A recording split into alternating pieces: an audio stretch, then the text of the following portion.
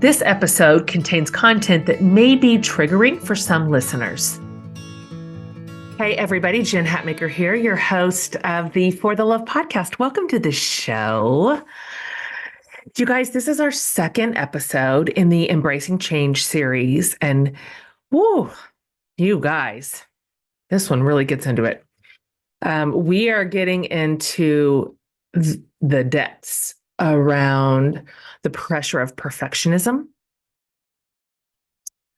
in a lot of categories, very specifically around body image too, how it can slowly take over your life to the point where actually changing everything about both your internal and external world is becomes mandatory, right? Just to keep going on. Oh man, what a storyteller we have today. Oof.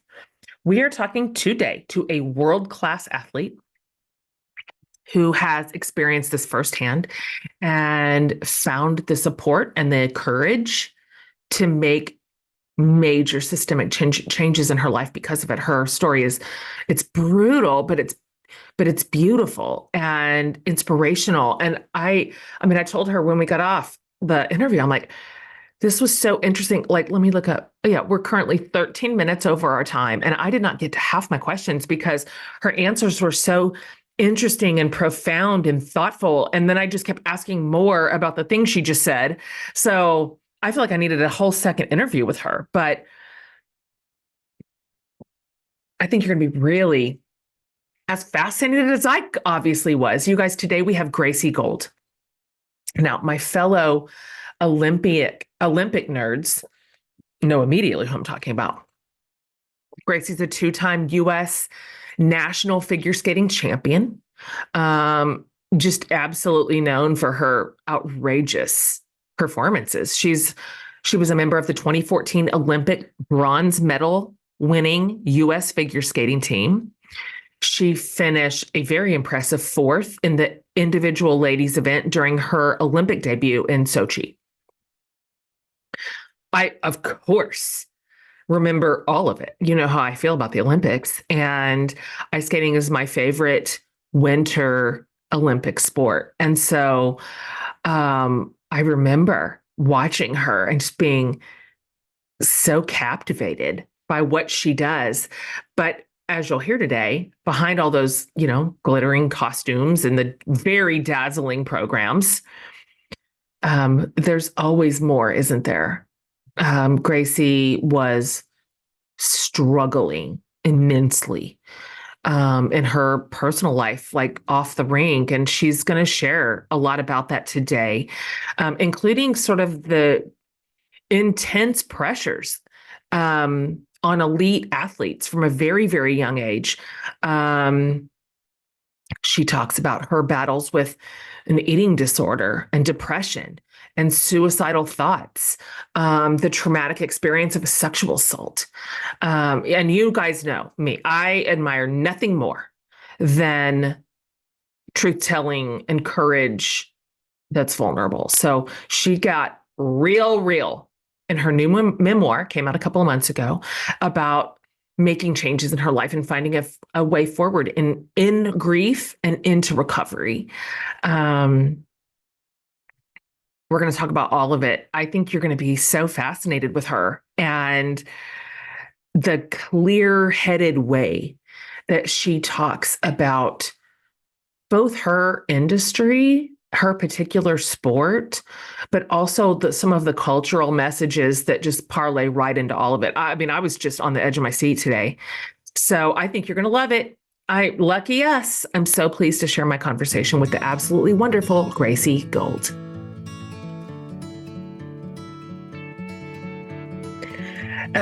Gracie, welcome to the For the Love podcast. I'm absolutely delighted to meet you. I'm so very happy that you are here. Thank you so much for your time. No, thank you for having me. I'm really excited. One thing that you don't know about me, but that will become very clear in the next few minutes, is that I am an Olympic junkie. So this for me is like, woo! I'm so delighted to get to interview you, an athlete at the highest level, and but also a really interesting and complex person who has a lot to say, frankly. And so, my favorite kind of interview. Yeah, I'm a big talker, and an Olympian, so I feel like we should hit it off just fine. It's perfect. That's literally my best category.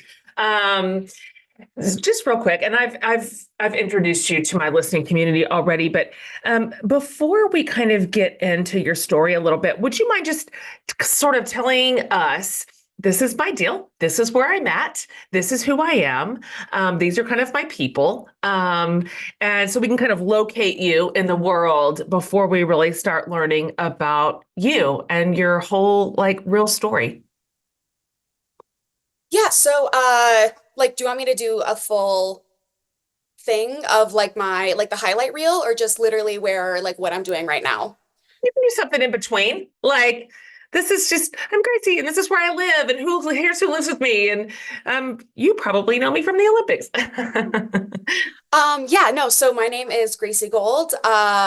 Very much my real name. My parents did really well, in the fact that I turned out to be an Olympic figure skater.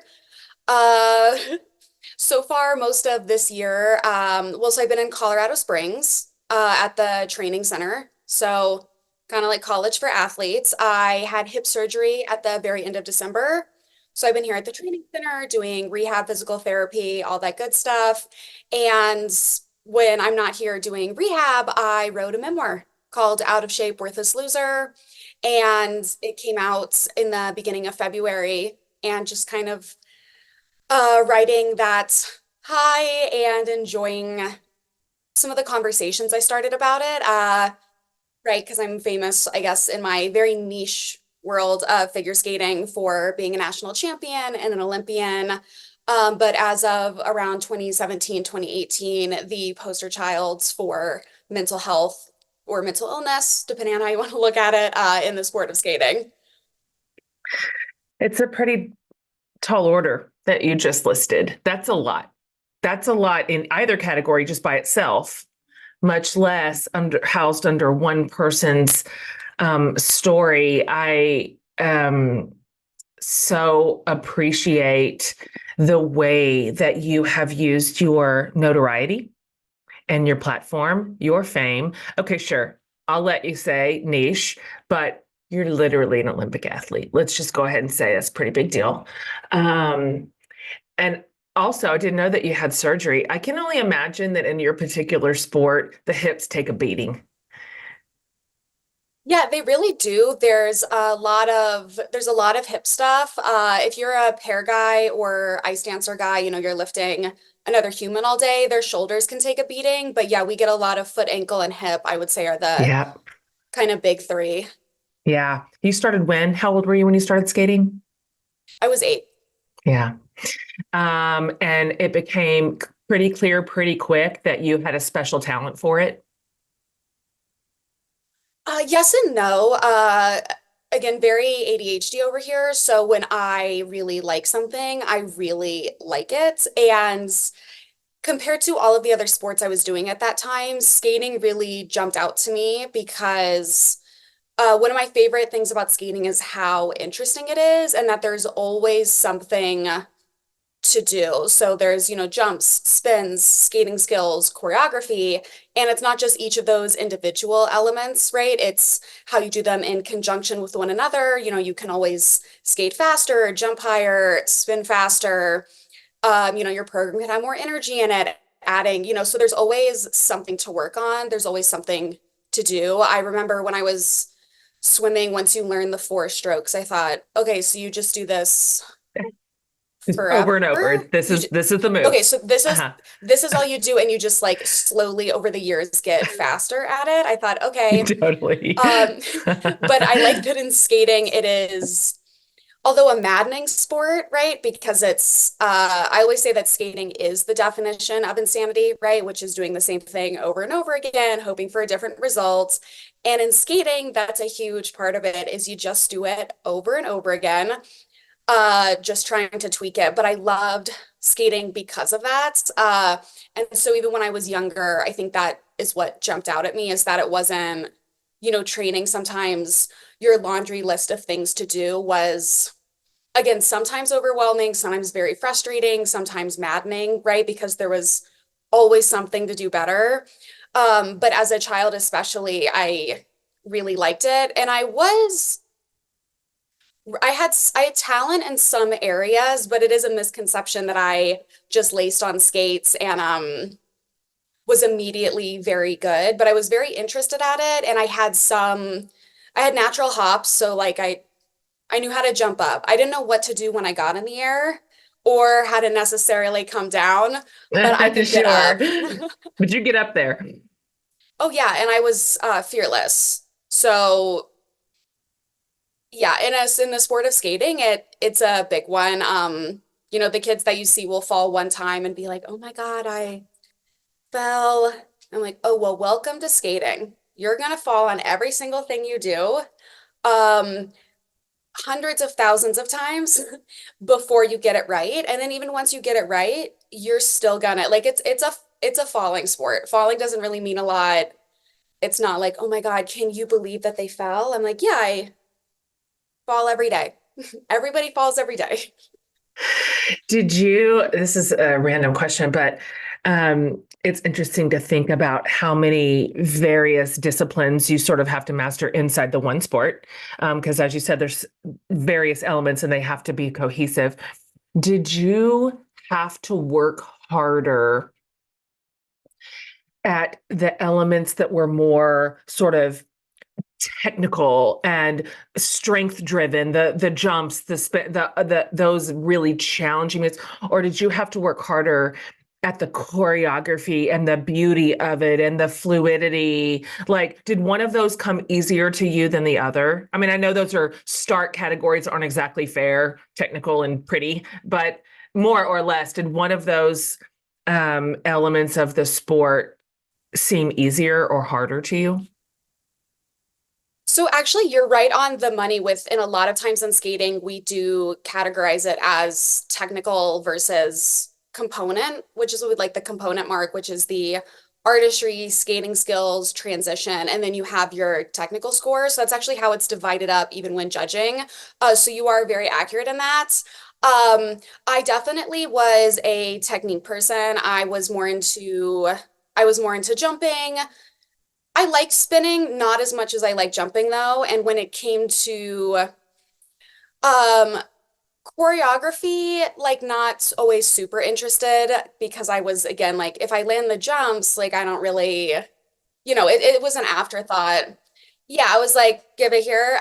But I skating skills took a long time for me to learn and figure out. So like skating skills and skating are just literally your ability to skate. I know that seems like unhelpful, but when everyone first gets out on skates and you're like marching, or yeah, the knee bends, the like weight transfer on the blade, understanding what weight transfer was, like how does your blade move on the ice? How do your knees bend? Is that kind of concept. I just like to skate fast.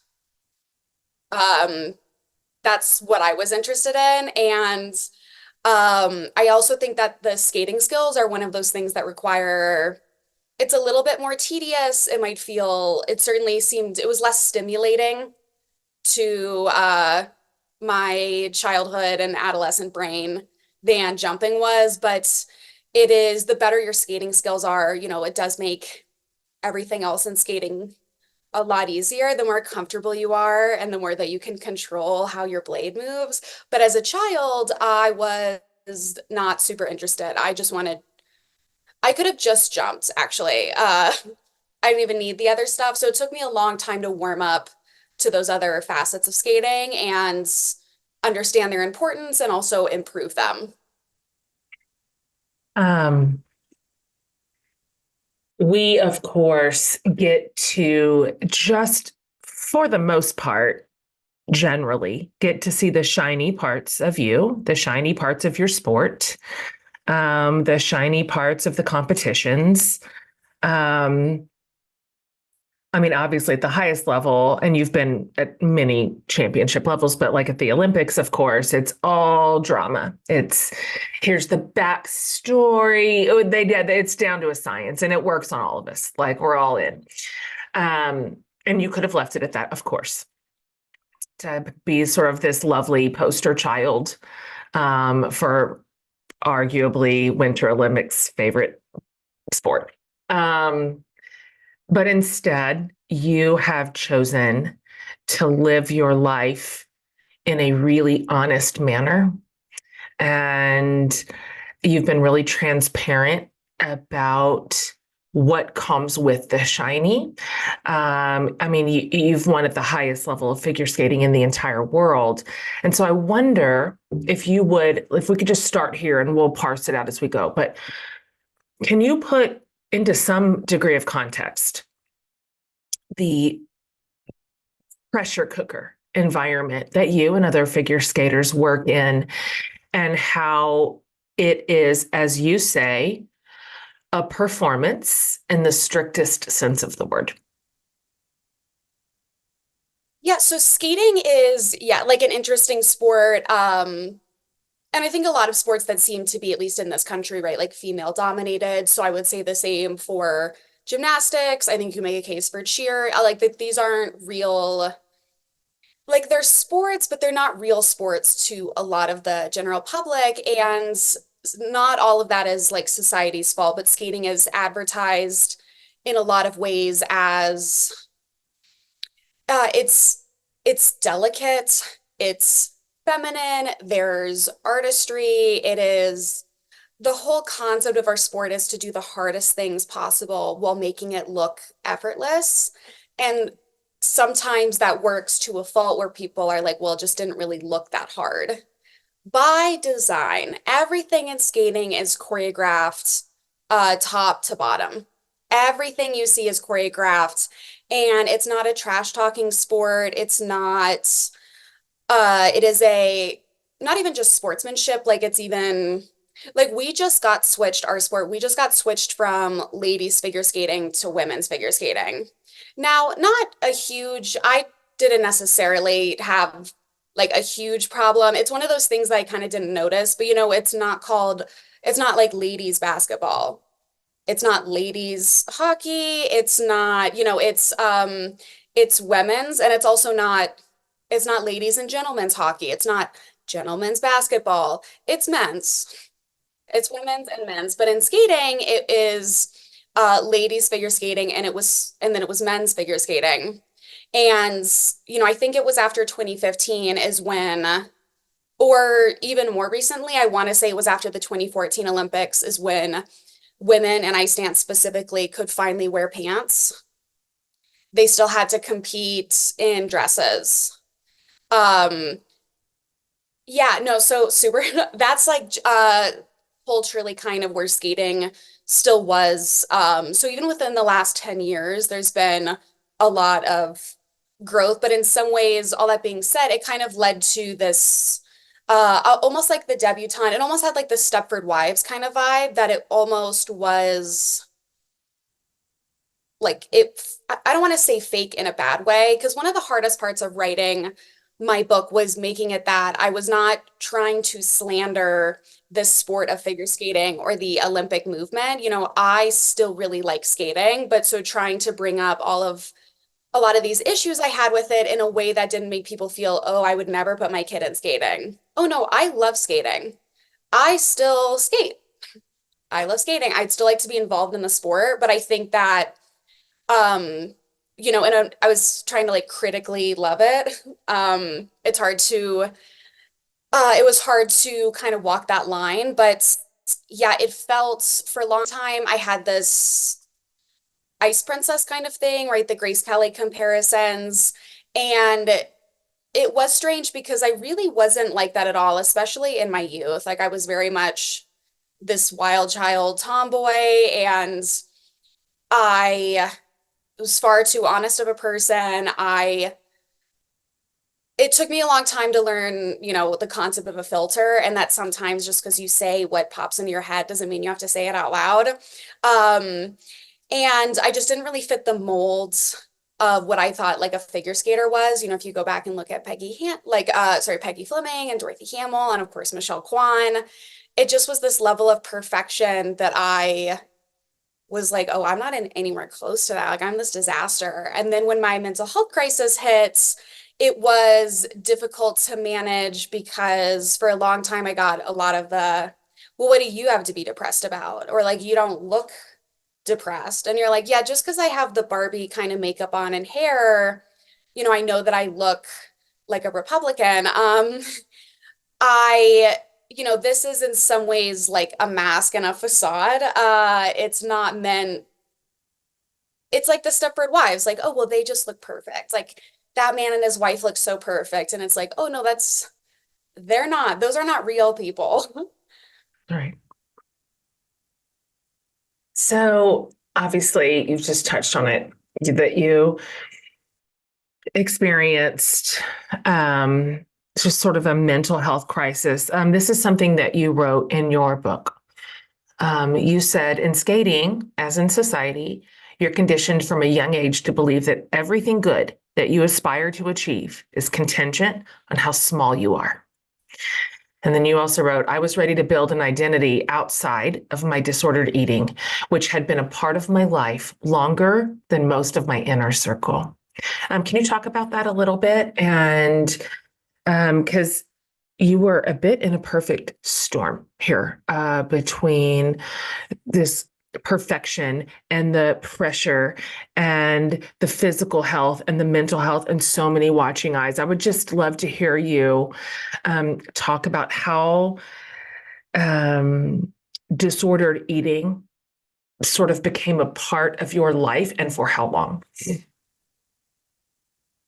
Oh yeah, I mean, so the book, I had like other mental health issues in my struggle, but I do really talk about the eating disorder because yeah, it was uh I've had it longer than a lot of friends. It's been in my life for so long. And I think that eating disorders are, I don't want to say interesting because that sounds like a positive, but they really are fascinating to me in the way that how that they kind of work their way into your lives. And also that even still, right, like even as a society, we're not ready to have a conversation about how men have eating disorders, right? These are, for some reason, they're just for girls. And, that just because you're not rail thin and 80 pounds, like you can still have an eating disorder. They're very, misunderstood in a lot of things and that they're kind of really classified as an addiction. And I think that the eating disorders were really appealing to me and others, but at least for me, that it gave me this illusion of control. Because at that time I was starting to feel as my world was kind of spiraling that less and less stuff was in my control. And again, in skating, it is a judge sport. So there's always that factor of that there's some aspect of our marks that will never be, no matter what you do, you have to leave it to this like panel of kind Sure. of strangers that you don't really Subjective to know. some degree. Yeah. Yeah. And when I first ever in my life really was like counting calories or was going to track my weight and my fitness, my slide down the eating disorder pipeline started very normally. I just thought, okay, I'm going to try to sleep better. I need to drink more water. I need to like eat better and eat a little bit less and work out more. Those are all like four normal behaviors if you are looking just for your body to like for a lot of people, like, hey, I'm going to eat cleaner, try to sleep better, drink more water, work out more. Very normal, good, positive things. However, when that happens, then my skating got better. Okay, this is again like you're being a normal athlete. Yes, if you do all of those things, then it's very normal to think that your body will function better. Uh, However, I went down the pipeline of then I thought I could control the outcome. I could control my skating. I could control, my parents' mood, my coach's mood, how my life would go if the number on the scale said a certain thing. Like we ended up going there. right? Because I thought, okay, if I weigh less, then I'm going to skate better. If I skate better, I'm going to place at these events. If my skating goes well, then my family's okay. If my skating goes well, then my coach is okay. If my skating goes well, everything is fine. So ergo, if I lose weight, my life will go better. That was although, hindsight's 2020, obviously I gave a lot of power to something that it just, again, how big or small I was. Uh, and that wasn't even including like the power societies, like kind of fat phobic, right? That if you are fat, you are associated with all of these personality traits, right? That you are lazy, you don't have any self-control, you don't have any drive. And let me Um, ask you this too. Did you find in that time that as you were sort of really controlling your intake and your body was changing, were you actually rewarded for those results also inside your industry, making it additionally hard to be healthy? Like were people saying, "You look good, you're skating better, I like you littler." Like were some of those pressures kind of reinforcing that behavior? Or was it mostly an inside job? it was, I mean, look, I still think mostly it was an inside job, but yeah, I get like in most industries, I mean, to be like a woman, right, in this world is like typically and historically, like you were rewarded if you were smaller, right? Because again, all of the personality traits that are associated with being fat, it's the opposite if you are thin, right? Like all of the just wow, like the self-control, You're um, disciplined. Uh-huh. yes, the discipline, like you care for yourself, you have self-respect, like which is not inherently, as we know as people, necessarily true. And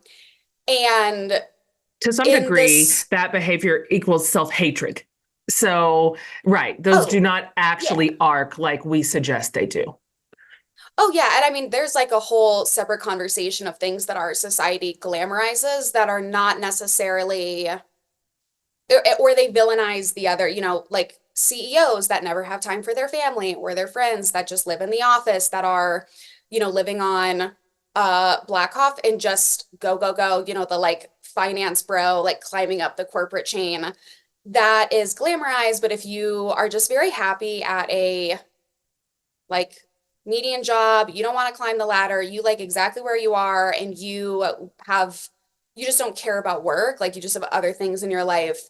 That's seen as I've heard people be like, oh, that's so like hippy dippy of you. And it just isn't if you don't have that, I'm going to push myself until I fall over, yeah, it's a lack of ambition, it's a lack of drive, it's a lack of discipline, well, you just don't want it enough. Like it almost seems like, oh, what do you mean you don't want that for yourself? Like just that concept is very crazy. And I don't want to say villainized, but the other aspect is very much glamorized. And in skating, it's tough because there's like endurance sports and then strength sports, kind of, I guess you could classify them.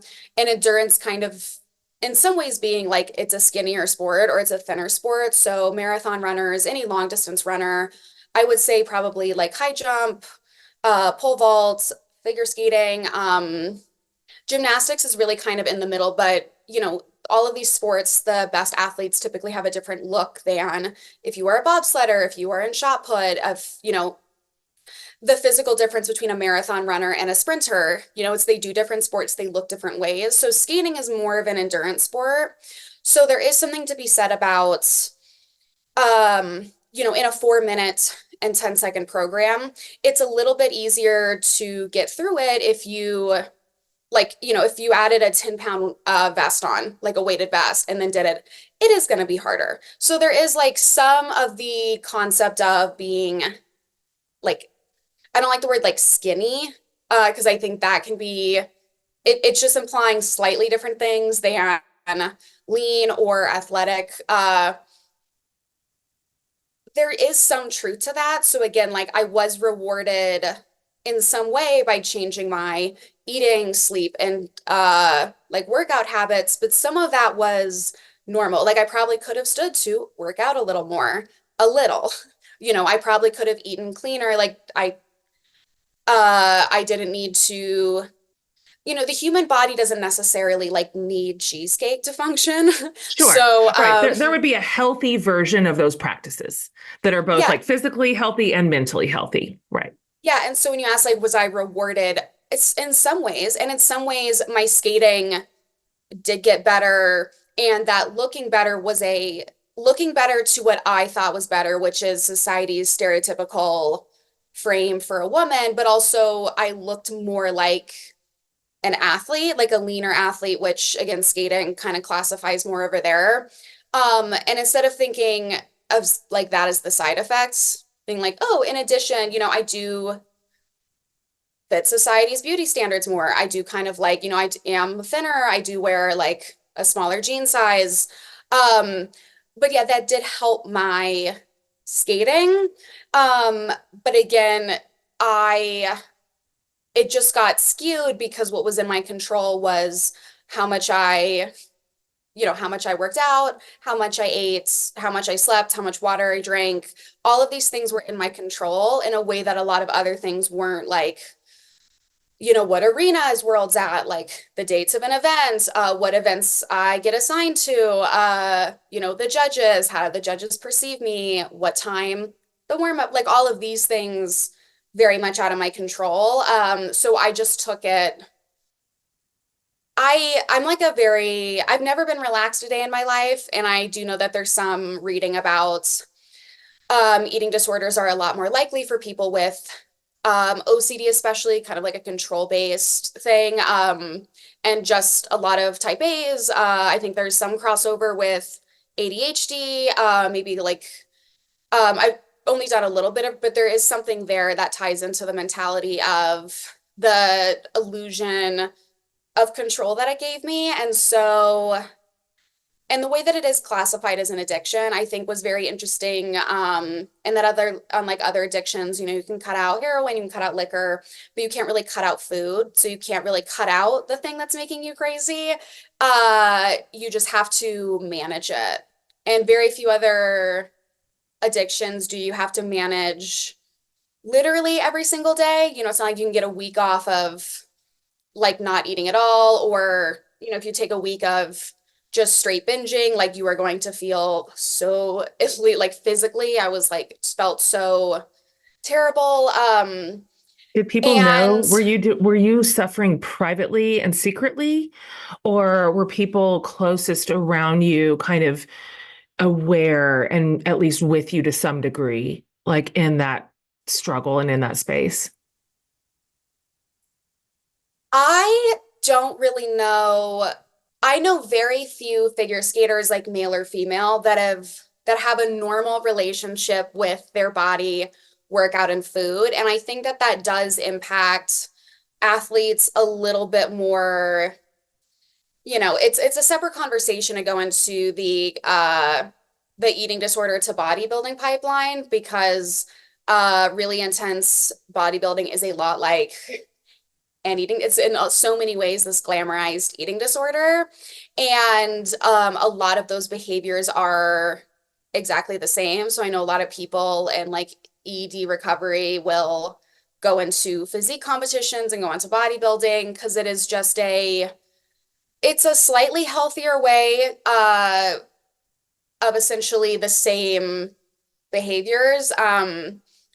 So I think that that's something that does impact, but it is one of those glamorized things in skating a little bit. And one of the conversations that I'd like to, kind of start in skating is like, oh, I think that endurance sports are sports like long distance running, where there are eating disorders all around. I don't know why we don't have a better grip on that. Like why we don't just talk about it like, hey, you're in a sport where, um, hitting a lower weight and being leaner will sometimes yield a better result in your sport. However, because of that, the eating disorder pipeline, it is very easy to like just go right down it and just let's be aware and like let's talk about it. Did you Um, ever hear that? Did anyone ever say that to you? Any coach, any trainer? Did anyone ever say, hey, this is something to keep our eye on because this is a real potential trap inside our sport?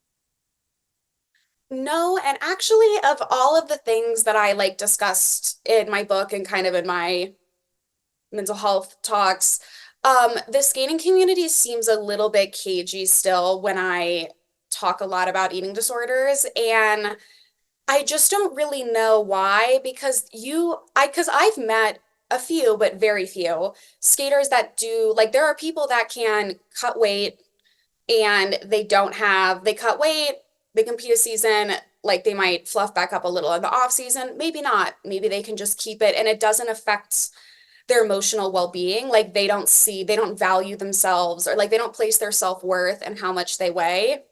So it is very possible to do it.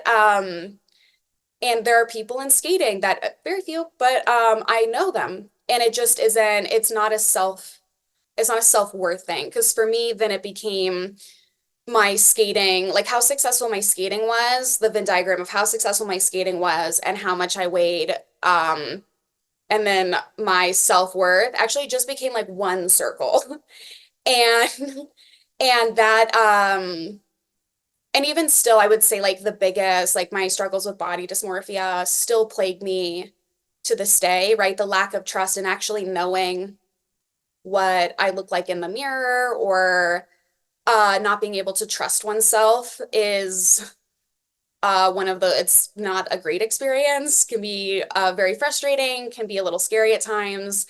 And I just don't know why it's not really people, and sometimes it's really in like the whole athletic world in general, but especially in skating, will get cagey when I talk about it. And it's not necessarily, I think that we should just not make it that big of a deal. And also then if Well, you you're like, holding up a mirror though to your sport, to your competitors, to your colleagues that nobody wants. Nobody wants that reflection shining out. That's not the one. That's not the preferred image. And so also that would require such a level of honesty. It would require some changes probably in the industry. It would require a difference in training and preparation and coaching. And I mean, if that were to become a prominent conversation, as it should be, as you correctly say, it should be, the genuine health of the athletes, the changes that would have to follow are disruptive. And so I'm not surprised at all to hear everybody go, don't listen to her. Don't listen to her. That's her deal. The rest of us are fine, because yeah, that the and work just required too much.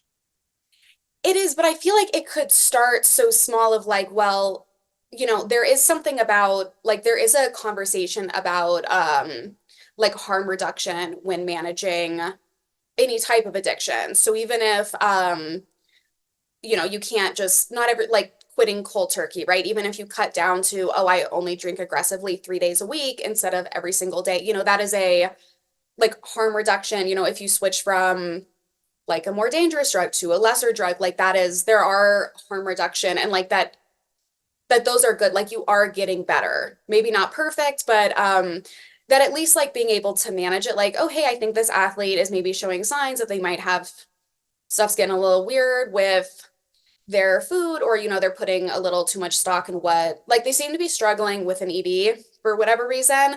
I still think that there's a conversation of like managing that. Like no one's saying that they have to quit skating and go into recovery and not be an athlete anymore, but it's like because there's not a lot of reading with eating disorders on then losing weight again. Like if you are in recovery and you gain weight, but you're like, oh, I want to work out again, or I would like to cut a little weight. There's almost zero reading on how somebody in recovery does that. They really say don't. But I'm like, oh, I think what if we manage it? Is there some like harm reduction available of like, um, again, these are just, I wonder, and you know what, maybe you can't exist in an industry like the modeling industry or um big like ballet, gymnastics, skating, long distance running. Maybe you can't do it without developing an eating disorder. I have to imagine that you can. But if so, like, why don't we just try? And then we'll all know. then we'll all know the answer of like, if you do one of these things, then you have a weird relationship with food and your body image, and that just is one of the side effects.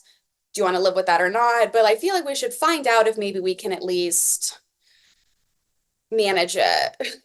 Have you had since being so public and sincere about your own story here, do you have, I'm certain in the mass market, now that you have readers, that you're a memoirist, they are coming to you because disordered eating is so pervasive.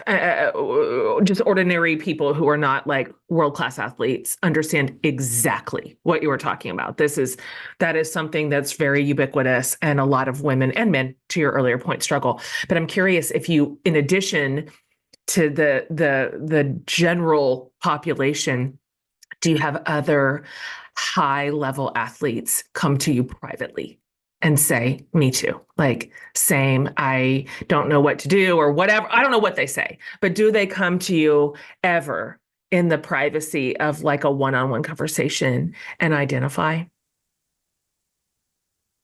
Yes, or they identify with, because again, I don't think that you necessarily like have to be officially diagnosed with, I mean, there are at least like six eating disorders, but like then there's some that are just uh, you just or your relationship with food is like not normal. So they can relate with different parts. Like I've had some people be like, oh, this part I really related to, or these behaviors, and they don't identify with having like anorexia or believe like orthorexia, which is fine. I don't think you have to have like a label, but I'm like, oh yeah, those behaviors are like that's disordered eating. And yeah, I get yeah, a lot of other athletes. I get a lot of, I would say even at some of the book signings I've done, there are a lot of people that came because of skating. But the amount that say when they like come up and we chat and I sign their book, the amount that mention like, oh, I'm in recovery too for an ED or something about an eating disorder is almost higher than the people that come up and say like, I was a skating fan or I skated, my kid skated, I currently skate. It's pretty much just as high, actually. I would say it's probably equally divided between, I get the most amount of skaters and people with disordered eating. Yeah, totally. Can you talk a little bit about, all these threads are obviously connected. Mental health and wellness has a lot of tendrils. And of course, an eating disorder is one tendril, but, you also talked very frankly about all those sort of connective tissues of depression and anxiety and OCD. Like, I mean, earlier you called it a mental health crisis. Could you talk a little bit about how that was, what sort of storm that was internally, and how that ultimately sort of played out externally in your life to the degree that you went, something has to change? Yeah, well, so in the something has to change aspect of it, I would say that was the chapter I titled Nuclear Meltdown, but that was really when I kind of exploded. I think it was difficult for me for a long time to put into words what was going on because part of the stigma with mental health is that we only understand that I guess I would say like everyone is very comfortable for the most part with mental health issues when it fits their definition of it and as well as and until it starts to affect them, right? So everyone is very understanding when your depression looks like it does in your health textbook, right? But in the same way that like everyone is deeply afraid of like a schizophrenia diagnosis, although typically they are absolutely nonviolent and it can be managed with medication, to my knowledge. Like extremely easily. Same if you are bipolar, it's one of those labels that people pull away from. But with depression, I think that it is like after a traumatic event, and that there's a certain time period that you're like depressed for, and then you should get better. And I think that depression is one of those things that a lot of people fully understand, but they have to have a cause. The concept that it would slowly develop over time, or that just the chemicals in your brain would simply become unbalanced, is not a lot of people understand that. Because again, I got a lot of, what do you have to be depressed about? Like, what's the big deal? Is this from, and they would like just pick one, like maybe slightly tragic or traumatic event. And really, I think it was a true snowball effect, that it was the culmination of a series of events, and just instability and stuff reached a boiling point, and the chemicals in my brain switched in a way that I eventually found myself at the Meadows in Arizona, because I just couldn't really bear to exist the way that I was anymore. And because my depression was mostly apathetic, like it wasn't sad necessarily, but I was just very apathetic, and I was abrasive. I was easily agitated. I didn't really care about anything. And sometimes in a way, I would snap at people and be like, I don't care. I don't care what's going like I again, and so what I'm saying is I'm so depressed I can barely be alive, and you're talking to me about whatever thing that I'm not interested in. I really struggled, like my empathy and sympathy were not, I would say, up to their normal, but behaviors like that aren't inherently, it's not what we read in like the textbook definition of depression, but again, mental health issues can manifest in a variety of different ways. Like think of all the very, very high functioning addicts that and then other people with the same addiction are incredibly low functioning. As soon as they maybe fall off the wagon, it's, they can't hold a job, they can't do anything. And other people, it almost seems like to keep their job, they need to keep using, like they have some sort of, it manifests in so many, every mental illness in so many different ways. And I think that, and me also not knowing, like it wasn't like I was telling everyone, hey guys, I'm clinically depressed. I didn't know either. I just was like, something is wrong, but I didn't know either. I just thought I could push through. Very like type A, just thought, oh, I can push through. If I just work harder, if I, if I just work harder, or if I just be better, then this will go away, which it didn't. No, the whole idea, like, you know what I need to do? I just need to be better. I understand that so much. Like, just in every category, if I could just be better, then everything will be fine. I'll just try that. It's so Yeah, then we'll outrageous. just, Yeah. if I could just be better, if I could just be stronger, if I could just be tougher, if I could just be more determined, more diligent, then it would all be fine, which just is obviously not, that doesn't exist. No, and there's so many pieces of your story. I feel like I need 5 hours with you because there's other things like you have gone through also sexual like assault, and that is a if that was it, if that piece was the one piece that you and I were sitting here talking about, it would still be so comprehensive to your experience and to your suffering. Um, and that was also a piece of the tipping point, right? Where you just went, this literally, this is not sustainable the way that my life's experience and how I'm managing it. I think it was, I guess, like an analogy like I might use is that it's not that there was any one point that I personally was like, this is it. I just feel like if I was standing on, literally, if I was just standing on thin ice and I just kept piling in all these traumas. So honestly, the ice broke. I can't be here and say that I was brave enough to tell people that, the load, like this was too much to bear, but like oh yeah, no, I just kept adding in, adding in, adding in. I was like, I can't live like this. But I mean, they just kept piling until that ice broke. And it wasn't until somebody saw the ice cave in, right, during my nuclear meltdown chapter, which is what I call it in the book. They saw the ice break and was like, hey, let me reach in. Here's a helping hand. I took it and then started on the road to like getting better. Thank you for saying that. Thank you for discussing that. Let me ask you, I think just as important is hearing you talk about rebuilding and recovering. And um, after a nuclear meltdown, that that's not the end of the story. And I'd love to hear you talk a little bit about finding your way back, because frankly, um, and maybe they did say this to you. I don't know, but I could see how a lot of people would say, let's just walk away from skating. Let's walk away from this toxic environment that has created a lot of like trauma for you and destabilization. And yet you have found your way back into it. You have recovered and are still recovering in so many ways.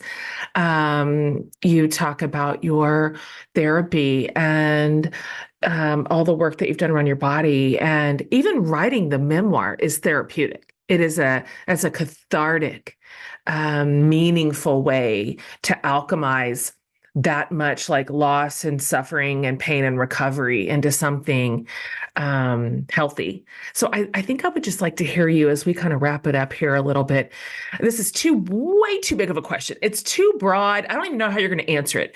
But what have you learned? Like, what are you still learning about building a healthy life where you are telling the truth, where you are integrated, meaning there's not this one Gracie over here and a different Gracie over here, right? Or this is what the one that everybody sees, but this is the real one.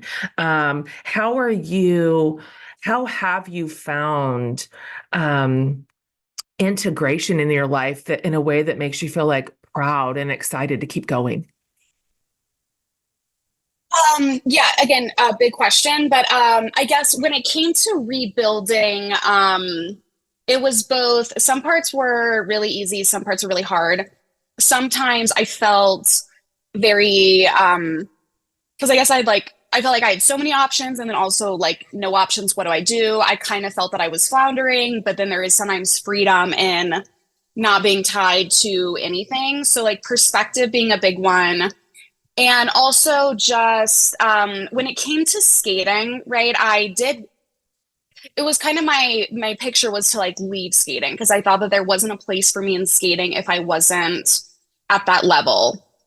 You know, like a previous national champion had come back and partake at regionals and sectionals and like, you know, if I did I still so I had to answer some questions of like, could I be a part of the skating community without these other toxic behaviors? Do you know what I mean? Like, was skating the gateway or was it everything around skating that led to these toxic behaviors? Like trying to separate those. The second one is, do I like skating if it's not all encompassing? Like, is skating like my favorite kind of addiction, if you will? Uh, and you know, do I like skating if I'm not, do I like it as much as I did when I was younger if I'm not the best, right? So if you used to be national champion, like, do I still like it if I'm, you know, in like 10th place? Like, do I still like the sport in a way that I want to pursue it? Can you come back and like the sport? Is it, you know, do I like coaching the sport? So when it comes to like return to skating, it wasn't really part of the plan, but I was drawn back into the sport and I I honestly wasn't even drawn. I kind of just like walked back in myself. I don't even know if I was necessarily like wanted, like it's not like the skating world was pulling me back in. And yeah, again, I just tried to shift my mind to the fact that if I didn't know that what I was doing with my life or what was going on in general, to find that it was liberating instead of frightening. And that in fact, I had all of these choices and I could really do whatever. And I just was like, oh, I think the universe will draw me in a direction that it chooses, like something will pop up. And so instead of feeling anxious that I don't have a plan and I don't have an exact to-do list with everything on it checked off, that yeah, instead of finding anxiety in that, I tried to find freedom, that I was like, oh, there are no rules and I can do whatever I want. And then, you know, when it comes to having like a persona or not, like just, you know, if I am, like, for example, just being aware of it. Like, so if I was going to teach a 5-year-old, I would kind of have more of a, you know, like kindergarten teacher kind of persona on, but like being aware of it, you know, and finding when it is appropriate to and when it just isn't necessary. Like sometimes I might use that I think we all have that kind of, some people get really quiet if they're in like a new group of people, right? Some people might get really quiet or put some walls up or kind of mask a little bit, and just knowing, am I doing this to kind of isolate myself? Am I doing this because I'm feeling uncomfortable? Am I doing this because I think this is what other people would like me to be? Just like walking myself through some of these things. And yeah, just continuing to put one foot in front of the other and being okay with not knowing where I'm going, and that the universe will bring me where I'm meant to go. Mm. What's it been like having your book out in the world? You put it all in there. So you did not have a lot of restraint in there in terms of you were super, super honest and vulnerable with it. How has it felt now to have it in the world existing where people are reading it and responding? So it's been really, really wonderful. Yeah, and most of the feedback has been absolutely fantastic. And to have my story out there and have it be received, and not that we should put like our self-worth into like outside validation, but when you do write a book for kind of Gen Pop to consume, especially when it's a memoir, that kind of tell-all vibe, it is very nice when people, read you on these pages and, think like, oh, I really like her, really something of her story resonates with me. And so to get that feedback has been really, really wonderful. Yeah, you deserve it. And I am grateful. I've got daughters, and anytime another woman says the inside things out loud, and because everything that you included is something that women in every category of life understand. We understand everything. Like, we understand the body image, we understand the eating and the food, we understand the pressure, we understand the images we're supposed to be putting out. Yours is interestingly located in skating, but the themes of it are universal. And so I'm always grateful when someone says, I think there's a better way than just pretending. I think we can say these things out loud. I think we can start conversations that need to be had. It makes me feel relieved. It makes me feel relieved that that you have chosen to be a bit of a disruptor inside your particular industry that prefers an image, of course.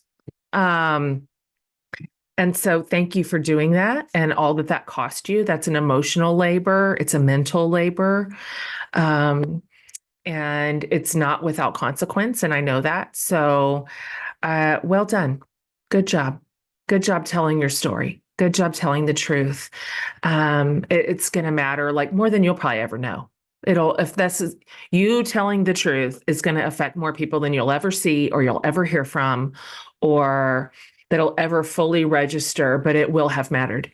And so it's so fantastic. All right. I got one last question for you. I ask everybody this, like every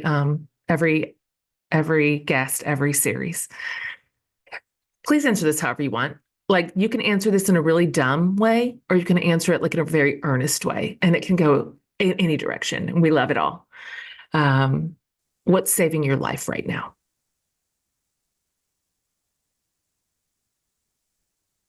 Um, okay, I was wondering, I wonder how you could answer something like either like heavy or really light. That makes sense.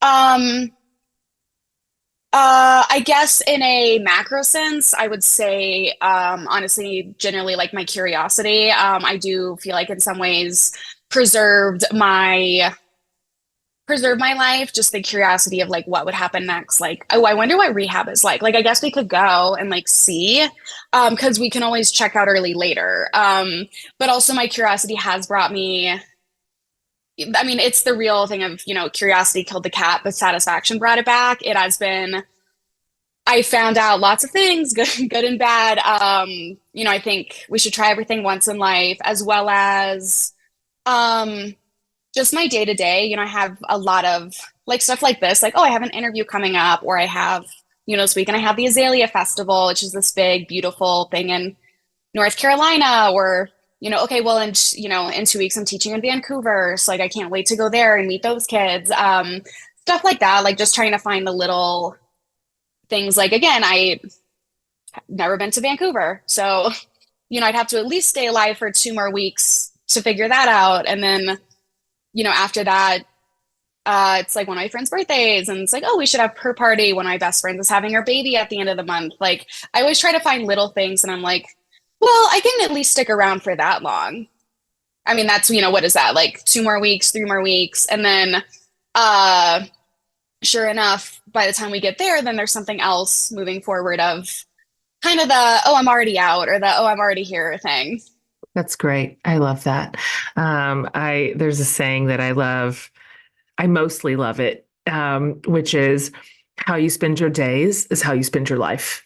And it's this reminder that it is the friend's birthday. It is that I've never been to Vancouver. That's what life is. These are the life things, to notice and to be curious about and to be excited about and to be grateful for and to be present for. Like, you string all those together and that is your life. And so I love that answer, actually. The ordinary, wonderful little things that you're going to be doing bit by bit, and they just keep tugging us along. Fantastic. Well, I'm going to obviously link all your stuff to my listeners. Is there a place that you love to send people if they would love a copy of your book, or to find you, to follow you, all of that? Where should we send them? So my Instagram is Gracie Gold 95. So my name and my birth year. That's really the only platform I'm on. I'm kind of in between Facebook and like a little maybe too young for Facebook generation, but Twitter, X is, I'm not sure about it. So Instagram is the way to go, Gracie Gold 95. And yeah, you can buy my book anywhere that you buy books, barnesandnobles.com, Amazon, borders.com, any place that you can buy a book, small bookstores near or around you. Literally anywhere you can buy a book, you can buy my book. And it is called Out of Shape, Worthless Loser. When you read the book, the title makes sense. Yeah, no, say less. It's provocative. It's interesting. I would 100% pick that book up off a shelf and be like, tell me more about this. This has a story attached to it, clearly. Fantastic. I'll put all those links up for my listener. Thanks for coming on today. Thanks for talking so openly. Thank you so much. Yeah, so proud of you. All right, you guys, I told you. You would not even believe all the stuff we didn't even get to. But it's all in her memoir. As mentioned, if you go over to jenhatmaker.com under the podcast tab, I'll not only have this episode, the show notes, the links, if you'd like to share this episode with anybody, but I'll also have links to Gracie's social handles and obviously her book. If you'd like to read more, I so appreciate her clear voice. I was just doing the math. She is 3 years older than my oldest kid. So she's just a bright young woman who has experienced so much and has so much to say. And I told her this, but I'm proud of her. So thank you for listening. Hey, by the way, as I always tell you, if you'd like to watch any of these interviews, we do a video recording of every single one of them. They're over on my YouTube channel.